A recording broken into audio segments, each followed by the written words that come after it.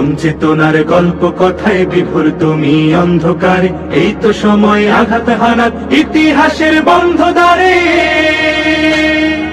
আর কতকাল সইবে তুমি নষ্ট লোকের নগ্ন বড়াই, আর কতকাল বইবে তুমি কষ্ট শোকের তপ্ত করাই। পাথর পাথর এই পাথর পাথর পথ মারিয়ে সুরগুলো দাও তাড়িয়ে, দিন বদলের সবুজ নিশান শীঘ্র ধরো, শীঘ্র ধরো।